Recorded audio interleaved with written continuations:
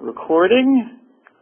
Press that so I don't put it here, and don't touch it. You know? It's like that old infomercial. Set it and forget it. Remember? No. You know, the thing actually worked, apparently. Anywho, so for those of you who are just coming in, well, who aren't here, but are just coming into our recording, Crino.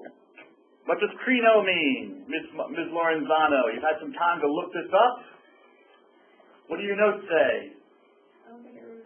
You did not write it down. Did anyone print out the PowerPoint I sent? Anyone think, huh? Well, if you print it out, then you got it, and you can write your notes on it. You know, doesn't it make it simpler? Yeah. Okay. Yeah, Ms. Don't tell me. Ferguson, Mrs. Ferguson. Distinguished. Where'd you get that from? The notes from last one. Notes. Isn't it Greek Crino? It is. English pick out accused. It is. That's what you wrote. If it's not in your notes, and your, meaning the general plural you might want to put it there, or go back to your emails and print out the PowerPoint. It's there to help you. Yes, Smith. The PowerPoint doesn't track how they go run to the things on the background. You carry themselves and go on to themselves. Okay. Good to know. So what I should do is take out the background and just make it one color, like white, so it looks. Yeah, that happens. Apologize for that. You know, technology is supposed to have made things easier, and in a lot of ways it has. But when in 1972, I feel I'm just as frustrated as dealing with a Betamax VHS. You know, why can't I get it off of 12 p.m.? Anyone remembers those problems? Anyways, you don't have to deal with those anymore. Crino, to distinguish. So we're distinguishing here. It is rugby. It is a form, actually, it is football. Football. You know what? There's something about the chalk. There's a chalk mania here that no one's going to put new chalk in until you've got like a sliver of chalk. You know? So you just, so you're going to find another piece of chalk here. Something I can at least hold on to. Nothing? It's crazy. It's craziness. They're all stubs. Okay. Football. Actually, you know what? I should have. Hold on to that. I'll show you that again. Hold on to that. That's probably. Oh no. Football. There are different forms of football, aren't there? Yeah. What is football? If you've read chapter 1, thinking of it, if you've read chapter 1 already, what is football? When you take some kind of term or concept as an umbrella concept over which then you can divide it up into other forms. Well, sports would be over football. There are a whole variety of sports. Dozens and dozens of different types of sports. Bat and ball sports. Football will be where you're using a ball and chasing each other around. You have team sports, you have individual sports. Let's just stick with football. Mr. Sanchez. Hello, sir. Hello, sir. Take a seat. Haven't missed much. Football would be an overarching concept. I'll give you a hint. The letter that comes after F in Felician. Well, I shouldn't say that. The letter that comes after F in the alphabet. I'll give you a hint. The letter that comes after F in the alphabet. G. Game. Nope. Nope. Nope. What is chapter 1 about? Think of what chapter 1 is about. Huh? Classification. So So what's a term for a general classification of stuff? Huh? Grouping. Good, sir. But this word comes from Latin.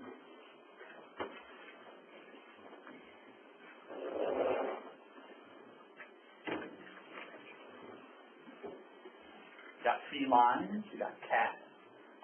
You got in the felines, you got lions, tigers, cats. Right? So the feline, and above feline, you say an animal. It's an animal. What's this overarching thing? Genus. Where'd you get that from? Reading chapter 1. Reading chapter 1. Then chapter 1, Ms. Montez.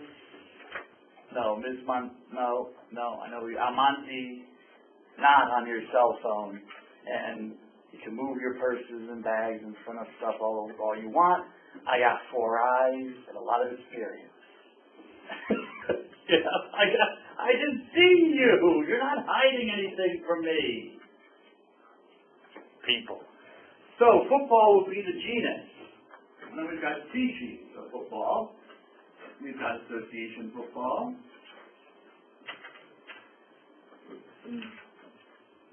What other kinds of football do we have? Recreation football. Recreation?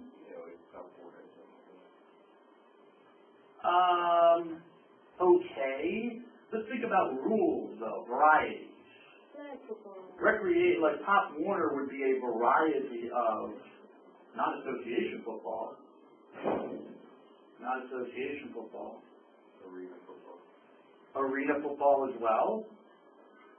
Getting too specific. Think general. Arena football is a variety of what? American football. American football. You have the American code. However, football, I'm putting it over here because football, there are 2 different forms of football. There's a football that you kick with your feet, and that's all you can do, but there's a difference. There's also a football where you run with the ball. You pick up the ball and you kick. So you've got association football, genus, association, we're distinguishing. But over here we have what you saw there, which is called rugby football. Getting more specific. For those of you who are confused by association, it's typically known by its abbreviated form, association. Look at the word. Look at the word. Guys running around kicking balls. And girl, and I understand, and gals, women kicking balls, That didn't come out right. But anyway, kicking balls around on the field, Kicking balls too early in the morning? Too early. I don't know. Do we? It would be good if we actually had some students who actually did play on a field and kick a ball around.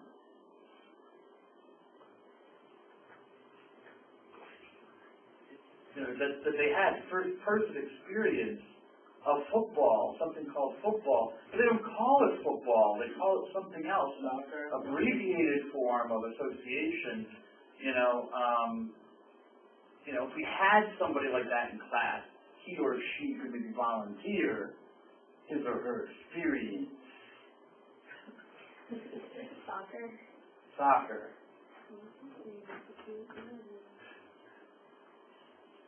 For math, you get soccer.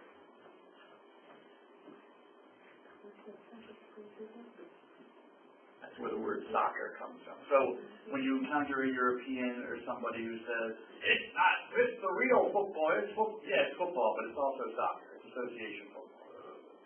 So big deal. It comes from the same word, association football. Why association football? Because clubs. They clubs, soccer, the clubs that play this game, associations, and that's how it, got described as associated football. So what should we call this? Well, we kick the ball with the foot, so we'll call it football, and we're in an association club, so we'll call it association football. And distinction, eventually someone decided, well, I don't want to kick the ball around anymore with my foot, actually want to pick the ball up and run with it. And in a weird way, I should tell you that originally soccer, you could actually handle the ball. You just couldn't run with it. You had to catch it and then kick it. But getting too deep into the weeds of history. But anyway, someone wanted to actually catch the ball and run with it, and then you got rugby. Now we have rugby is like a genus now because we're getting more specific. We've got the American form of rugby. Why do they call it football? Because it's all football. It's rugby football. You know, it didn't come from soccer. It came from rugby, which was a form of football. Different development. You've got rugby union.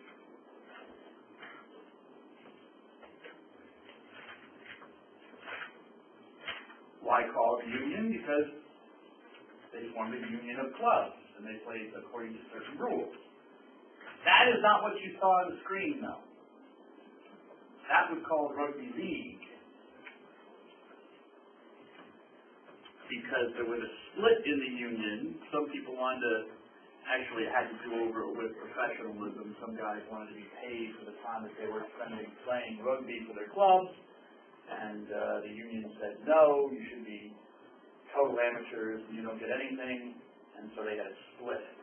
So they called themselves the rugby league as opposed to the rugby union. Same thing happened with American football back in the 1920s. How did the NFL come about? Because there were guys who wanted to be paid for playing football. They said, no, you have to be amateurs. And so they said, okay, well, we found our little professional league, National Football League. Hey, guys. Da-da-da. Did you know the NFL is tax exempt? Like the Catholic Church. You know? Or any kind of like socialist, the NFL is considered a non-profit corporation. Except they make billions of dollars in profit. Or somebody makes billions of dollars in profit. I don't know, but somehow they're paying all these guys. So anywho, so you have different points. You also have Canadian. I looked up in Canada, Canadian. We did not actually invent American football, the Canadians did. We were playing soccer. To break up. If you go way back when, in the 1800s, Americans were playing soccer, association football. And a team from McGill University up in Canada came down playing rugby. And they played, I think it was Harvard or Yale. I think it was Yale. It was a Harvard. I was confused. But neither. It was either Harvard or Yale, so I'm 50-50, you know. Half right or half wrong, you know. And the guys were practicing, you know, getting ready for the game. And the Americans looked at that and they said, what are you doing? You know, you're running around with the ball. You can't do that. So that's how we play. I said, oh, okay. So they decided, well, what we'll do is we'll play two games, one game according to our rules and one game according to the Canadian rules. And it turned out they liked playing the game by the Canadian rules better, handling the ball, running it, kicking it, tackling, physically tackling, I should say. But they just gave up. They said, give us the rules you're playing by, and they revised them, and then we did American football. But it actually comes from Canada, McGill University up in Montreal. So genus. We have a genus. Football. And then we have all the species of that genus. You can do this with anything. Okay? And there are things that I haven't mentioned. Mr. Nath mentioned arena football, Pop Warners. These are going even deeper, you know, using American football as the genus. Now we get into different species of American football. Okay? Different versions of rugby football, sevens, playing with 7 players rather than 15. Different version of soccer. Remember back in the 90s they thought indoor soccer was going to be the next big thing? It wasn't. Well, maybe you don't remember. I remember. They thought, it's going to be so cool. You can kick the ball off the sides of the... Anyone remember beach soccer? They thought when beach volleyball became kind of popular, then they thought, hey, we'll do beach soccer. But it must have been really bad on the ankle. Huh? Briefly, yeah. Luckily, nobody invested in that. I think people lost their shirts with the indoor soccer league. I remember it being on television a little bit. Anyway, so Gene, chapter 1. Do not wait for me to read the chapters. Follow the syllabus. Just start reading the chapters. When you finish chapter 1, go on to chapter 2. All right. Today I'm going to finish talking about, well, I stopped talking about philosophy. This is what philosophers do. Philosophers do. When you don't think about something, okay, when you start to think about something, you can gain more knowledge about things you didn't know before. You know what I'm saying? Yes, you can think this is mind-numbingly boring. He's going to take football and then break it down. But, I mean, hopefully there are like several things that I taught you. Hopefully interesting things. You know? You ever wonder why they have to pass the ball backwards in the NFL? Why do you have guys who just squats there and passes the ball backwards? Why don't you just pick up the ball and just throw it to somebody? You know, give it to somebody, start running. Or why does he have to squat down with like 6 other guys in a certain position? I mean, why can't he just stand there?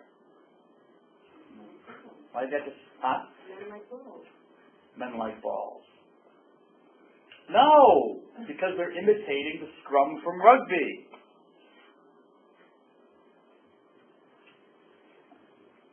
Okay. Philosophy. Now, who had a question? Someone had a question? Oh, Yes. I was going to ask, so the chapters that you put on our syllabus, you just want us to read it before class. So next class, we have to read chapter 2 by then, right? Over to you, Mrs. Ferguson. Just start reading. You finish chapter 1? Yeah, I read it. I just wanted to make sure. Keep going, baby. Keep on. Go to chapter 2.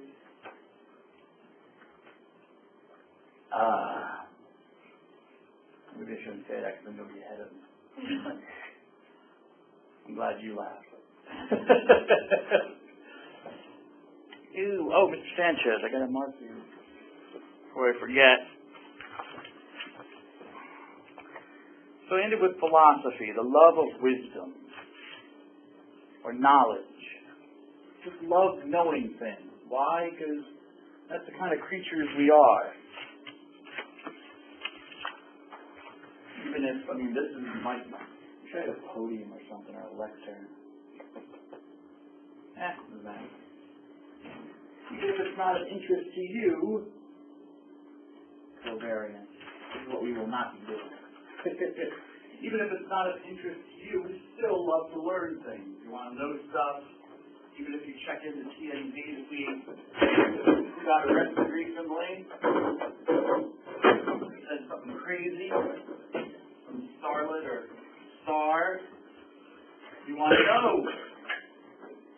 But if it's just mindless gossip. Philosophy is,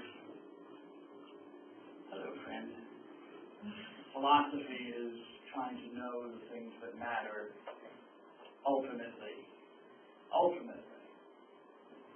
The great things. The great questions that people might have.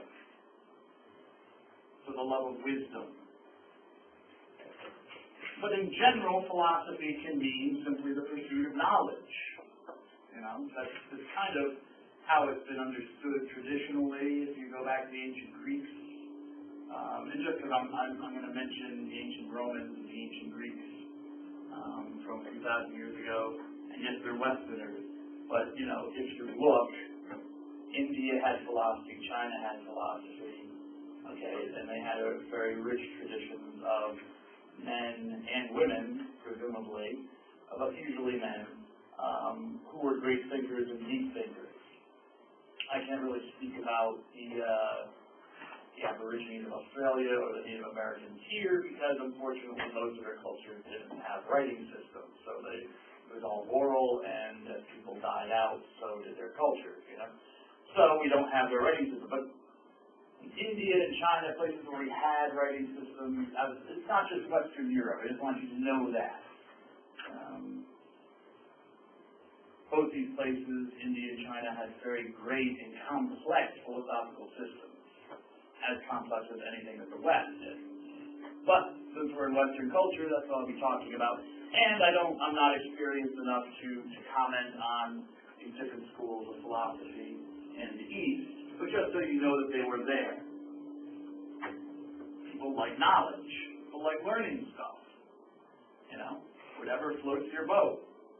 People like to learn about it. So the pursuit of knowledge, the pursuit of the striving after knowledge, the getting of knowledge. What does it mean to call it then wisdom? Well, calling it wisdom is a kind of an elevated knowledge. As I said, you're more concerned about ultimate knowledge.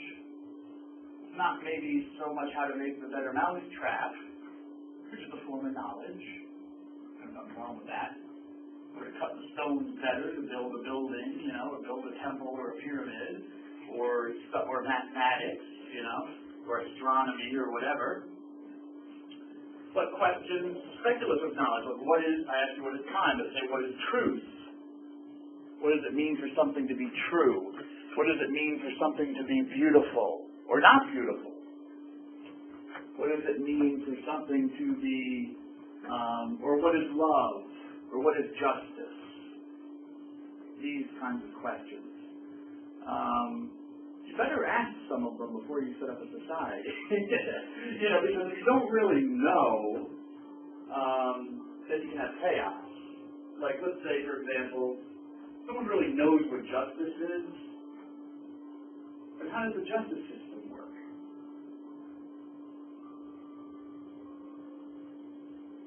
If my conception of justice is the traditional conception, you give to each person his due.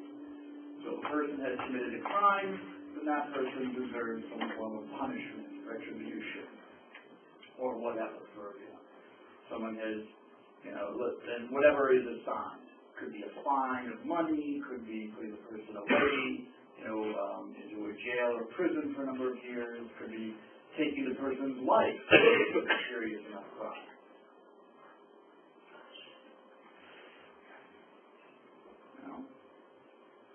But in our form of justice, we presume that the person accused is innocent, and that I, person authority, even if I know you did it, I have to prove that you did it.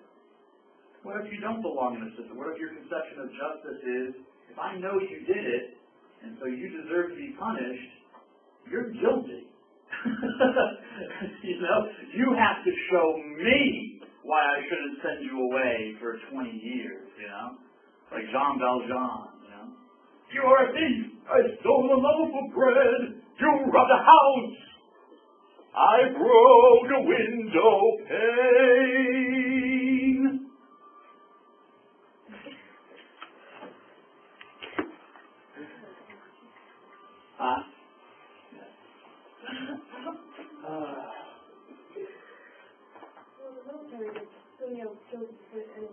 How do you know that? I was in the military. Oh, really? Which branch? The Navy. Oh, the Navy. Yeah. In the Navy.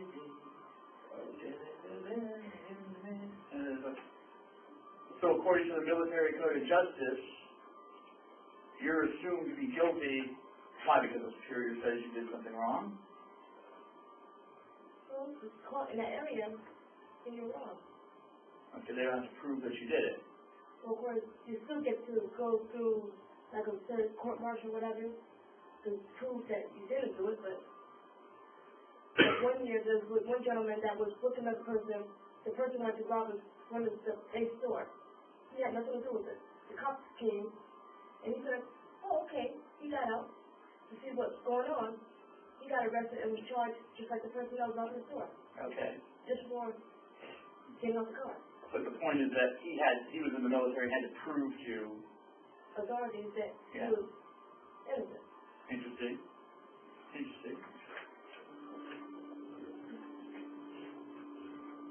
And the military has different crimes. There are things that are not crimes according to our justice system, adultery, for example, that is a crime in the military. Diddle someone else's wife in the Marines, they can bring you up on charges. Only recently, I think in the last couple of years, they revised the sodomy stuff, because up until just a couple of years ago, it was still a crime to commit an act of sodomy with anyone, male or female. And it didn't matter if there was an actual penetration. Because I went and I read the law, the code, and looked in the code.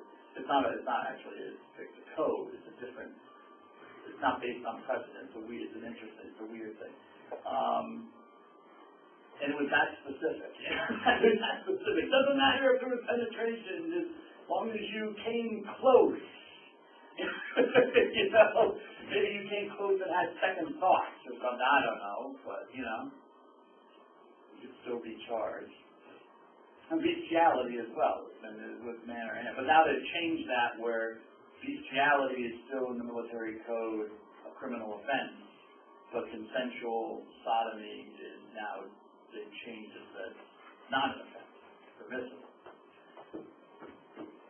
Things that our Congress has to do. You know, so they had to take an act of Congress to change the military.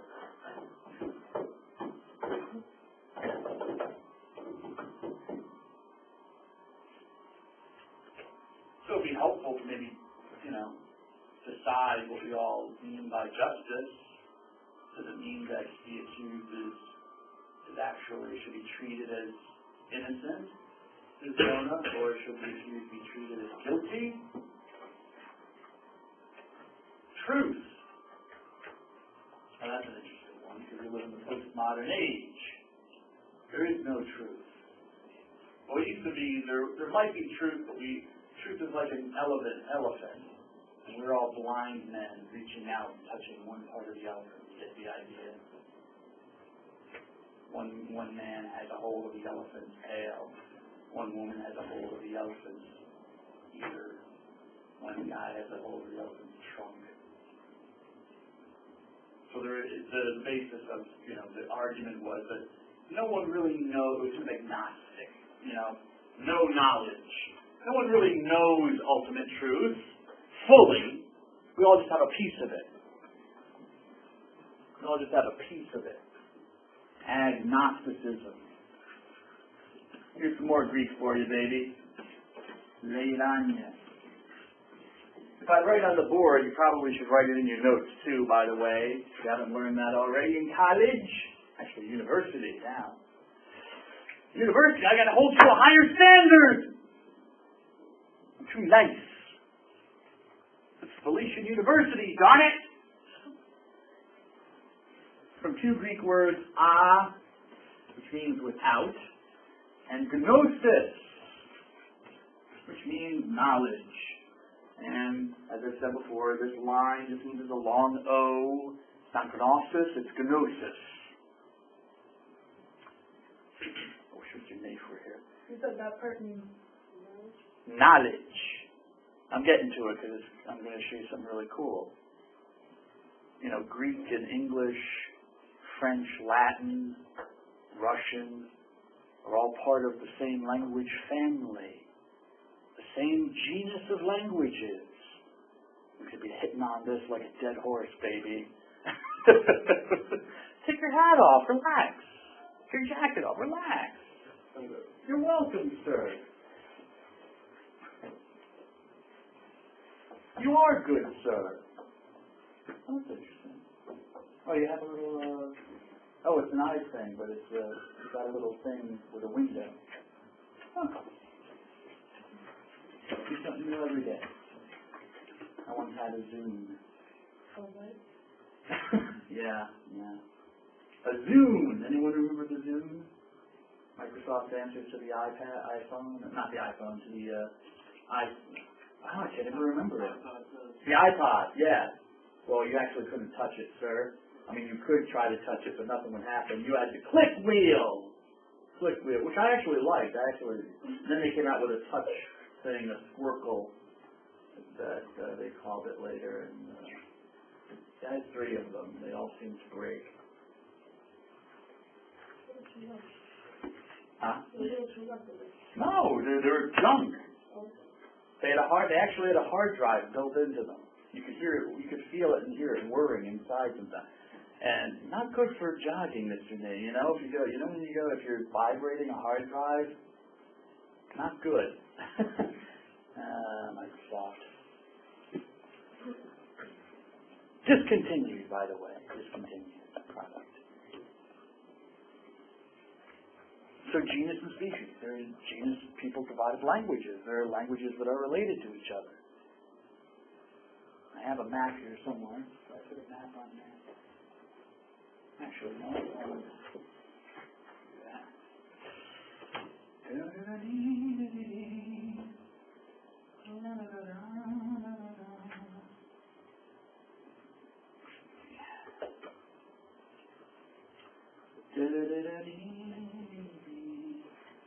That's what I want.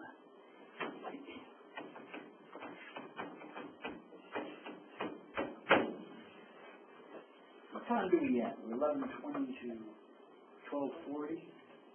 12:45. It's 12:45, yeah. 12:40. Huh? 12:40. God bless you, woman. I'm going to have to write it, like tattoo it on my hand or something. Okay, what do we want here? Go up here for apps. And, and we go to the maps. Apps and maps.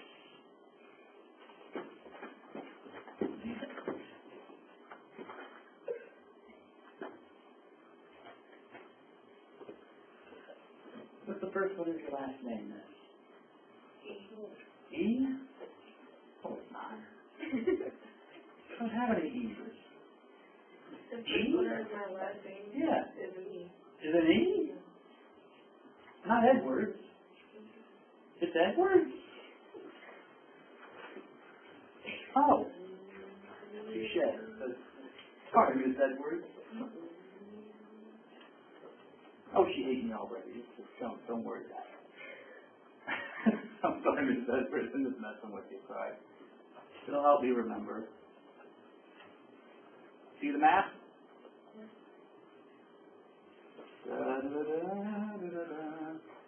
Poke around here sometime. You find all sorts of stuff. Go down here, you take a little dude.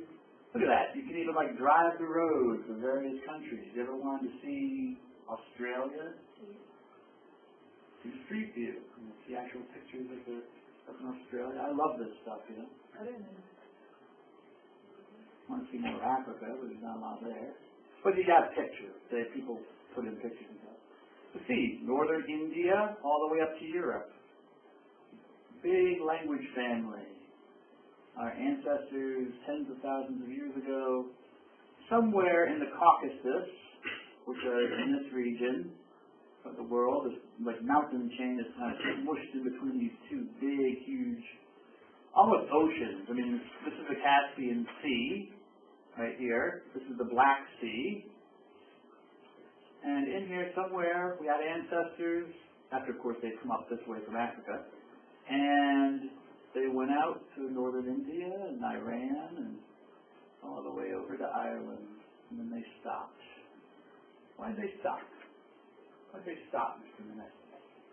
War. Yeah, a whole lot of water, was kind of in their way, you know. Although not really, actually. Interestingly enough, I mean, there was an ice age way back when. So actually there was an ice sheet all the way up here to Greenland, around Iceland, Scandinavia.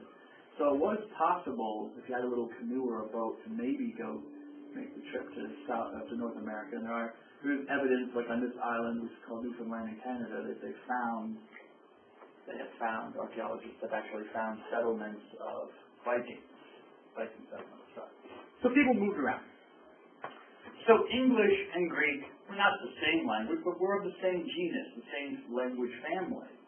How do we know this? Because our words are the same, you know?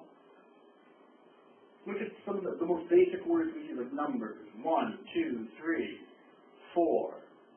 In Greek, hain, duo, tria. Similar, very similar.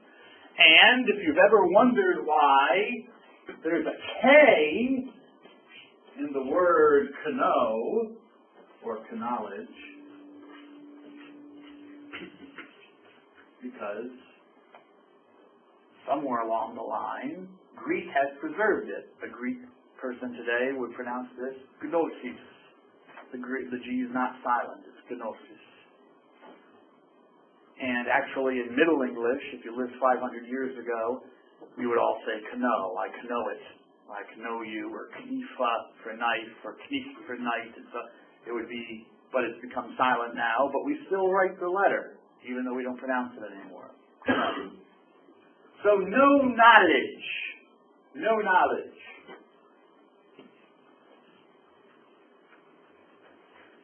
But now we've moved into the postmodern age.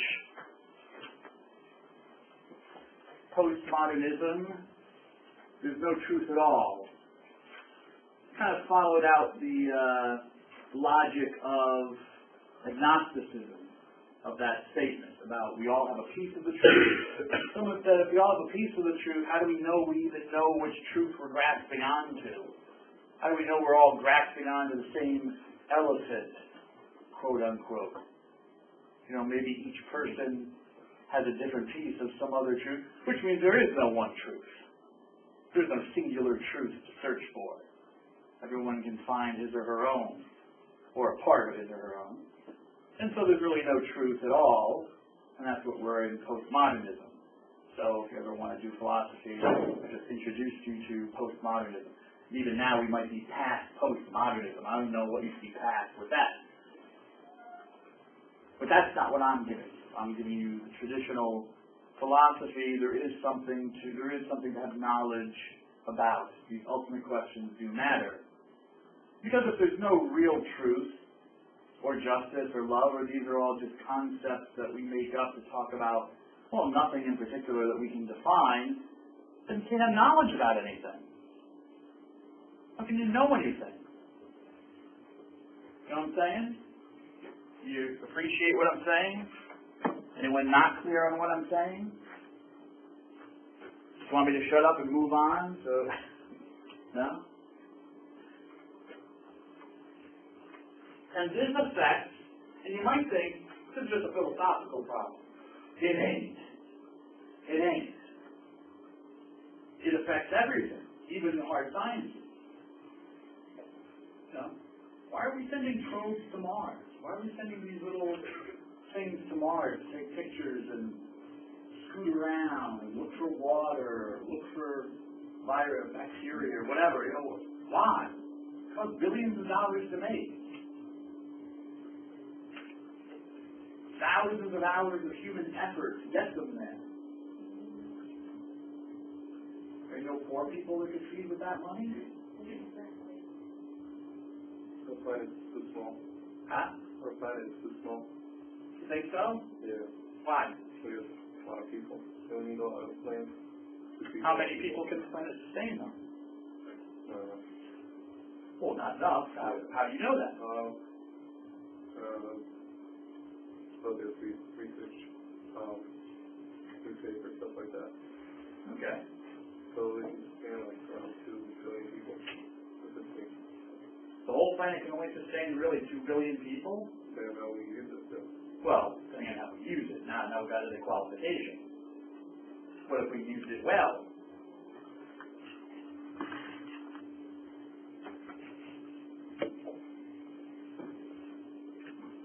so they're searching for other planets that we might be able to go to. Or just to get the resources from it. Or resources. But you got too many people already. So what if you have the resources? I mean, if you're glutted with people on the planet, everyone's knocking elbows. Just to build space station or stuff like that. To send other people to our planet. To send whom? People. Which kind of people? Rich people. Or the poor people. Yeah, but they're going to start sending rich people first. Who can afford it. Okay. If I were a rich person, I'd much rather stay here. It's a lot prettier. The poor people up there. Let them deal with the aliens.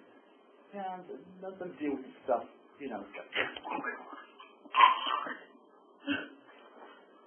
I shouldn't have had that for lunch today.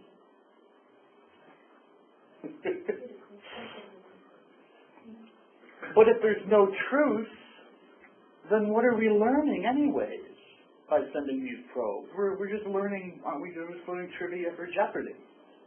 Or making cool little photographs, you know? Oh yeah, I can see the Martian landscape. Oh, that's really cool. Well, what does that do for us? What knowledge does that give us? And ultimately, what does it do for us? Because at the end of the day, even if we have maybe a billion, as countries can have, a billion people on this planet living like hippies, off the grid, in tune with nature, you know? In a few billion years, the sun is going to expand and destroy all the inner planets. And it's going to collapse on itself and become, probably not a black hole, it's not massive enough, but probably, like a blue dwarf or something. And the sun has gone through roughly half its energy, its fuel. It's got scientists estimate about 4 billion more years to go. So eventually, it is going to end. It is going to end. Our planet is going, unless Jesus comes back, of course. It's always the Jesus element. You can't predict Jesus. Jesus is going to, whatever. But let's say everything goes along normally, and there's no intervention. That's the way it's going to be. I hate to tell you, the planet will just, can't control. What can you do with the sun? The sun's going to do what it's going to do.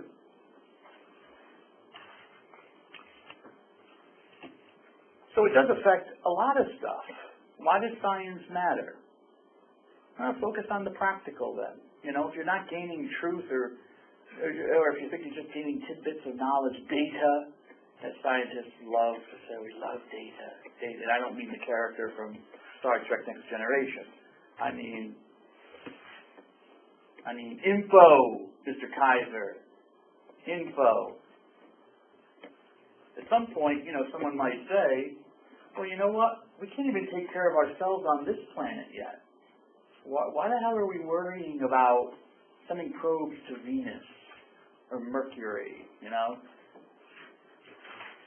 It's great. It's cool. I love it. I think it's great. And I think it's really neat.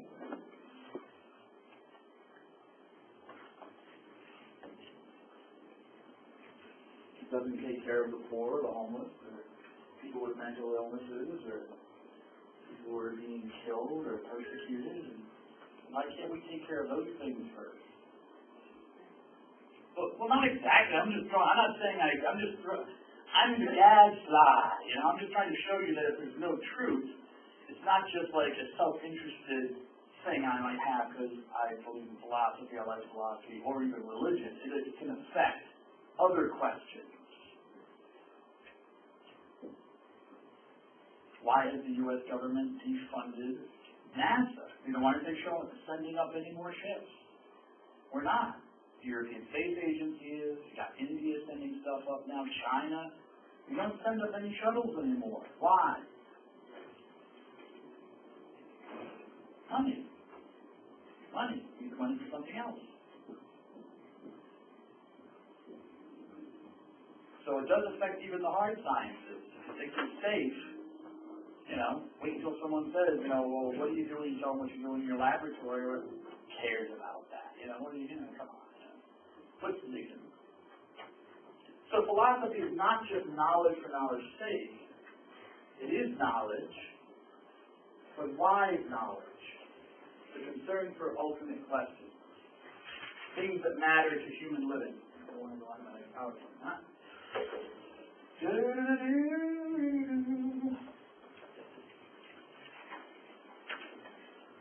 So if we go back to a man like Plato, Aristotle, this bust of Plato was made by some dude named Selenion. I throw that out to you as a name for one of your children. I guess, Selenion. There aren't enough Selenions in the world, baby. There really aren't. Selenion, Thucydides, Dunn. Isn't that a great name? Chrysanthia. There's a name for your first daughter. Chrysanthia. That's a great name. Hard to spell, too. Synecdoche. No? Look at the date. 370 BC. Plato died around the 340s BC. So it might not be that far off the mark of how he actually looked. Not contemporary, but it's close. But nevertheless, it's just a bust of, Plato, And, pretty typical of how philosophers in the ancient world were depicted. If you were a philosopher, you had to have longish hair, a beard, and they had a special cloak that you wore. You had a uniform. So people would know you were a philosopher. Why does it say 348 to 347 BC? Why does it say shouldn't it be 347 to 348? Is that a mistake? Who says no? Who's saying no? Is Nelson? Yeah. You just got comments on stuff. Do you really think no? Yeah. Okay, why? Well, I heard somewhere that's how the time went. That then went backwards for me. Time went backwards back then. Not backwards, but. I mean, like people were like.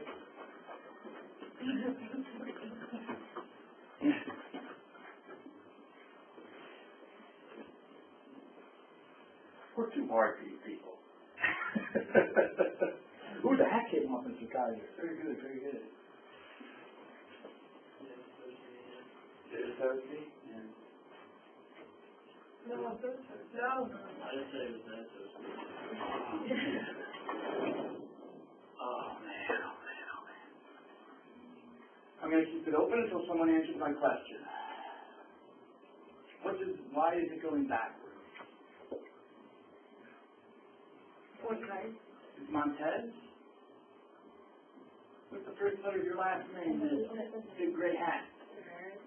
Oh, why did you tell me that?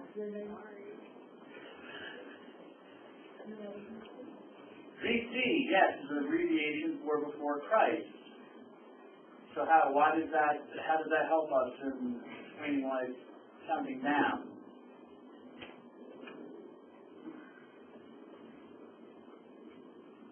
Remember your name, I know it's Jolita, but what's your last name? Not Ferguson. Nelson? Is Jolita? Nelson, Ferguson. The first letter of your last name is? Yeah, Jolita. Yeah, that's your first name. What's your first letter of your last name?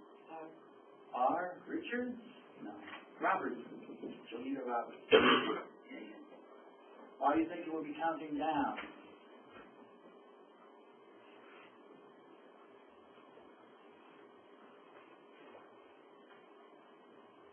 You want to take a guess? I'm cool.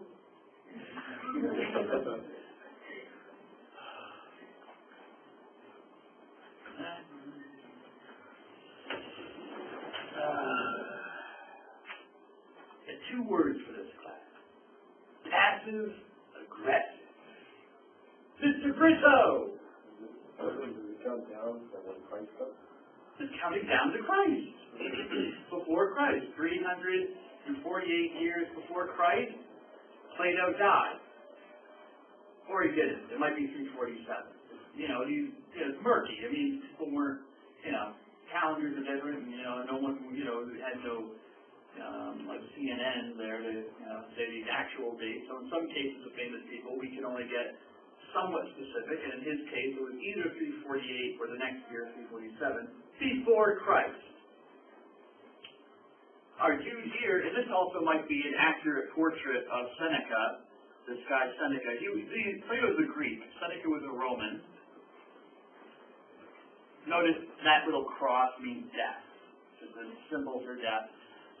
So the cross, who died in 65 AD, which means what? After death?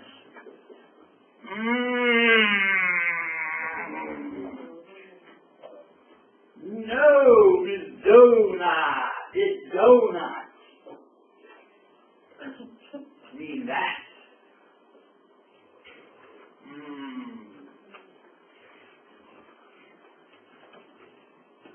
AD, after death? No, I understand why, because yes, BC is before Christ. It's an English abbreviation.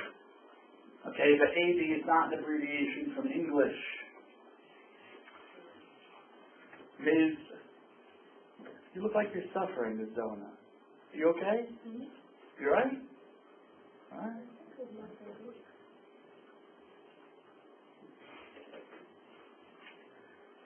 I got you. Ms. I got you. Fortunately, I'm doing real well on first names, but Mendoza, Guadalupe. Okay, Ms. Mendoza, what do you think AD means? Where does it come from?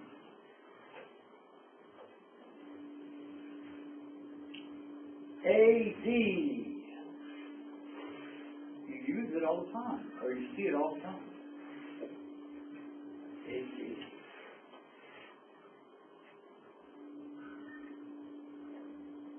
It's in the language that maybe some people in this class speak on a daily basis. The language that some people might speak on a daily basis. People with names like Meneses, Sanchez, Mendoza. Mendoza, yeah. You don't have any Romanians in class, do we? No? No French people? No. Alright. Yeah, Portuguese got Spanish. Got some Italian. Don't we have an Italian? Montalvo? Is that Italian or? No?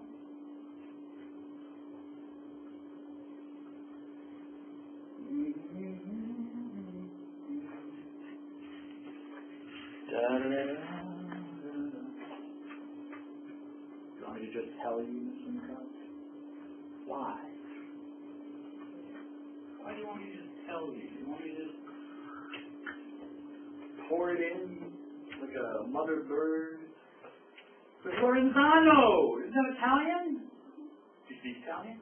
Do your parents speak Italian? Do your grandparents speak Italian? I think my grandfather did. Oh.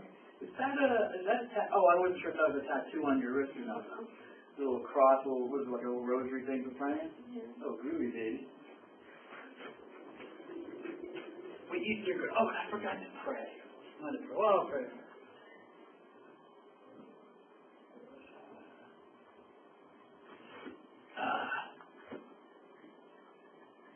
Anno Domini.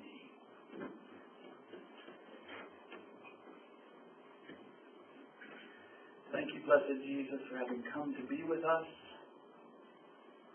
for having given us an AD, Jesus, that you came in the flesh to establish your community and to save the world. I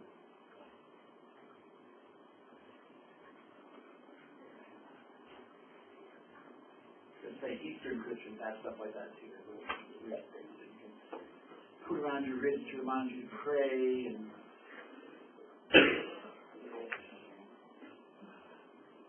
somehow we Christians inject Jesus into everything. I don't know what it is about Jesus. The hair. Anno Domini, Latin. Some of you speak Latin.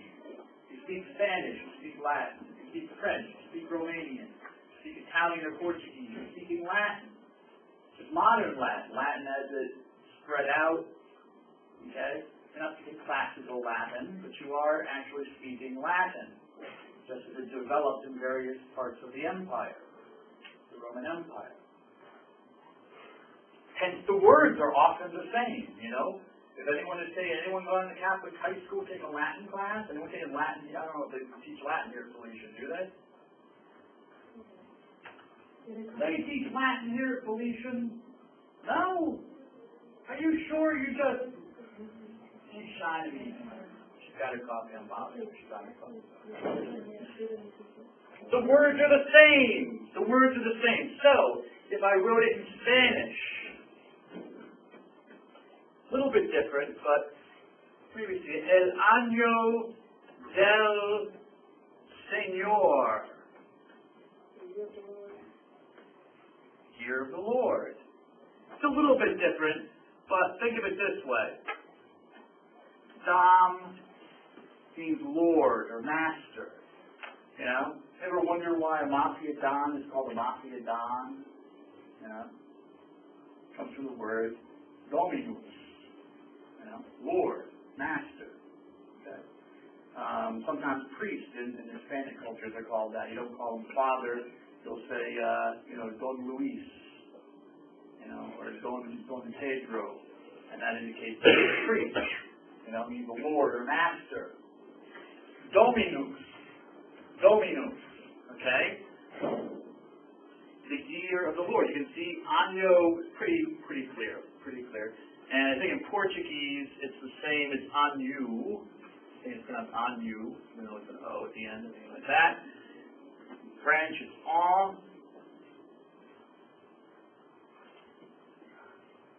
And the rest is Año del, I think it's Senor also in Portuguese, and du Seigneur in French. The year of the Lord. In the year of the Lord is what it means. Latin. Because Latin has endings. Latin indicates the relationship between words by its ending. So the word, this O means in the year of, and the I means the possessive of the Lord. Just give you the actual. Annus means year. Dominus means Lord. Notice the ending. Annus and Dominus. But they change in their relationship. When you say in the year of, it becomes anno. Because the case is different. Or in the year, you say. And of the Lord.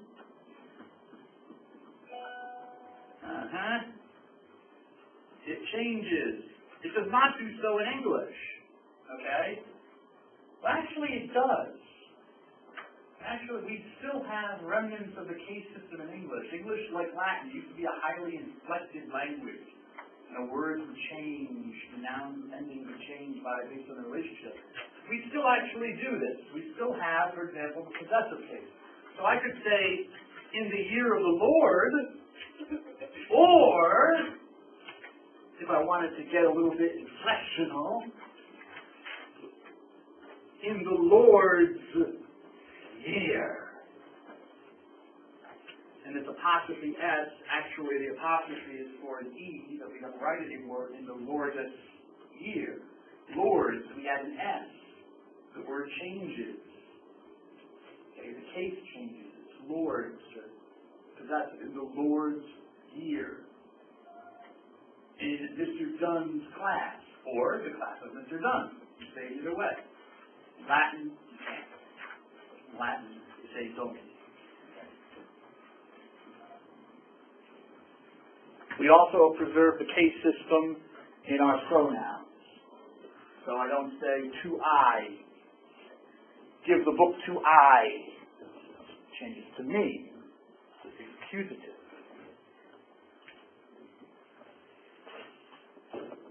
You stays the same. He, him. Her.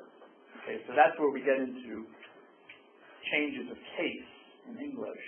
Not so much with the nouns, except in the possessive case. That we've preserved.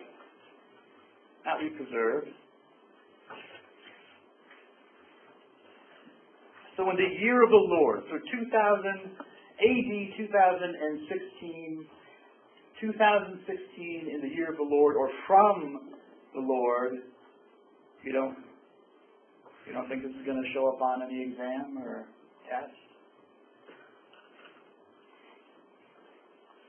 You're done? You check it out? Alright? So the 2016 years since the birth of Christ is how we date our calendar.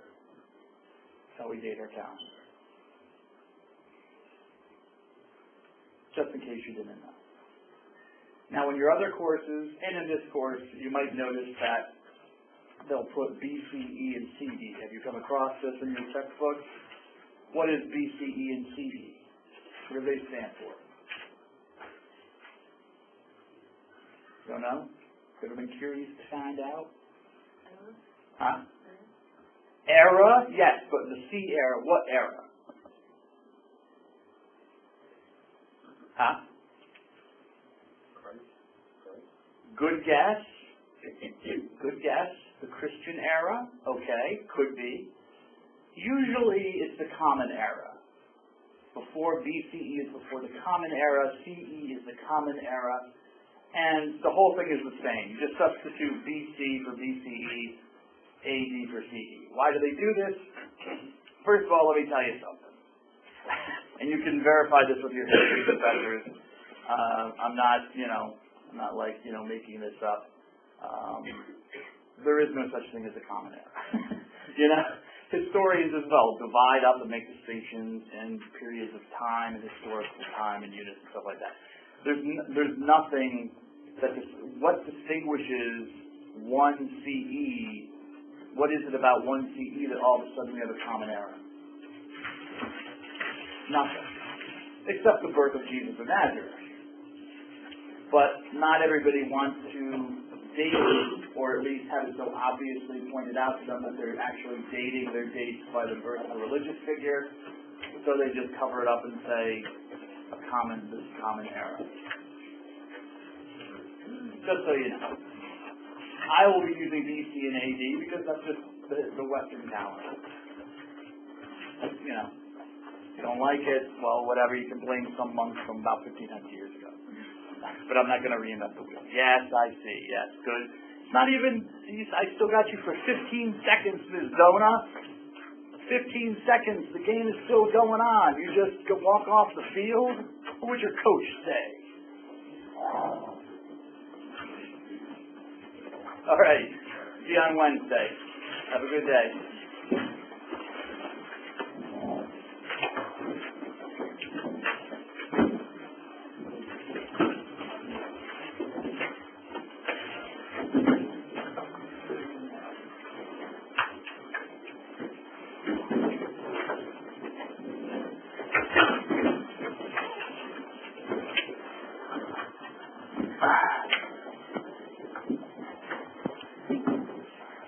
Oh, there we go.